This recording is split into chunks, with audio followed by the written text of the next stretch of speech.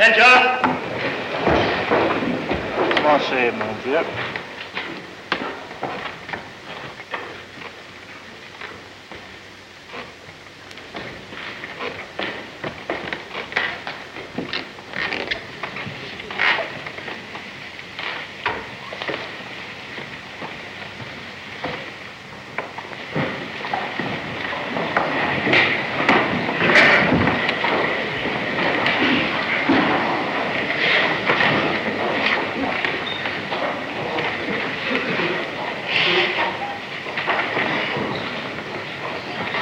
I call on Consul of the United States.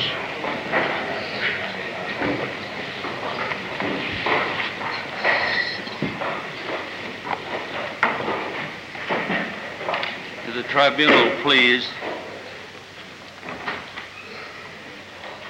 When Your Honors adjourned on 20 December, we were presenting the Gestapo and had referred to the use of the death vans by the Einsatz groups in the eastern occupied countries and had almost concluded that phase of the presentation.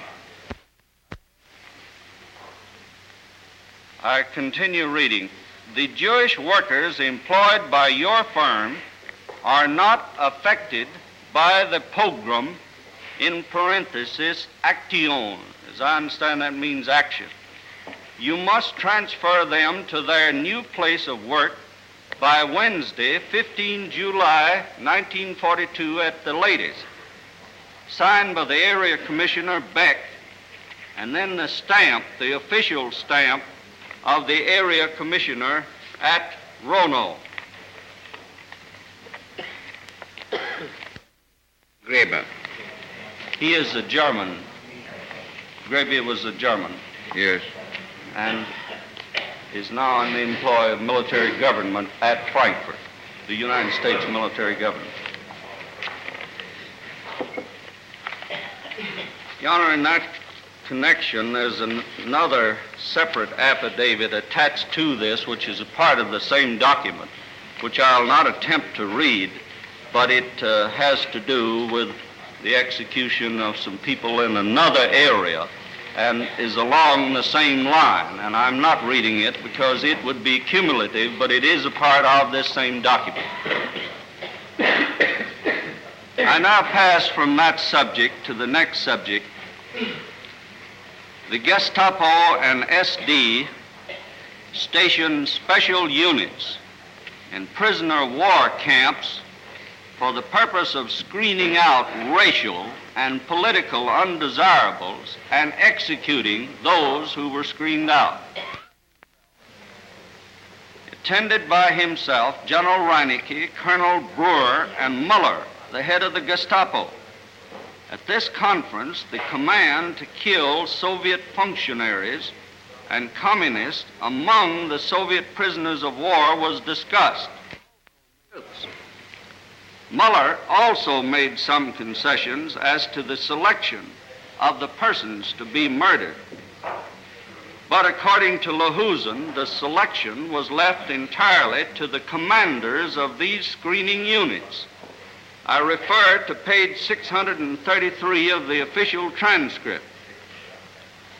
Now I offer document 502, PS, as the next exhibit, U.S. Exhibit 486. This document is a Gestapo directive. It's 502 PS in the first document book.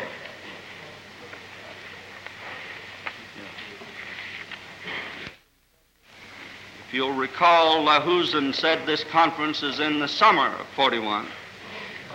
Addressed to commandos of the SIPO and SD stationed in camps, and provides in part as follows, and I read from the first page of English translation. Now, if the tribunal please, our colleagues, the Soviet prosecutors, will present most of that document, and I'm only going to read enough to show that the Gestapo were the ones that took part in it from the beginning. The activation of commandos will take place in accordance with the agreement of the Chief of the Security Police and Security Service and the Supreme Command of the Armed Forces as of 16 July 1941, Enclosure 1. The commandos will work independently according to special authorization and in consequence of the general regulations given to them in the limits of the camp organizations. Naturally, the commandos will keep close contact with the camp commander and the defense officers assigned to him.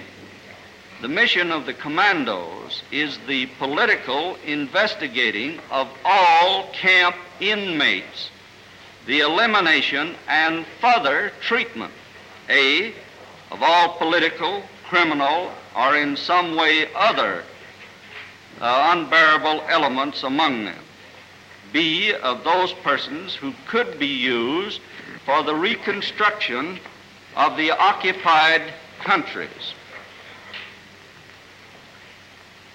Now I skip to the beginning.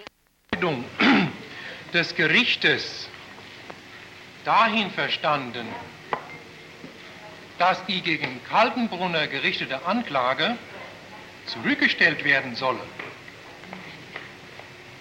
Zunächst, bis Kaltenbrunner wieder verhandlungsfähig ist. Decision which the tribunal gave before was based upon the view that the evidence could be... Are you hearing me? Doch höre. The decision which the tribunal indicated before was based upon the view that the evidence could be divided between evidence which bore directly against Kaltenbrunner and evidence which bore against the organization of the Gestapo. But when you attended before us in closed session, it was explained that it was impossible to do that, and that the evidence was so inextricably mingled that it was impossible to direct the evidence solely to the organization and not to include it against Kaltenbrunner. And accordingly, the tribunal decided that they would go on with the evidence which the prosecution desired to present in its entirety, but that they would give you the opportunity of cross-examining any witnesses which might be called at a later date. And of course, you will, in addition to that, have the fullest opportunity of dealing with any documentary evidence which bears against Kaltenbrunner when the time comes for you to present the defense on behalf of Kaltenbrunner. Do you follow that? You will have the opportunity of cross-examining any witness who is called this afternoon or tomorrow at a later date, a date which will be convenient to yourself. And in addition, with reference to any oral evidence, such as is now being presented by counsel for the United States, you will have full opportunity at a future date of dealing with that evidence in any way that it seems right to you to do. Ja, vielleicht nur noch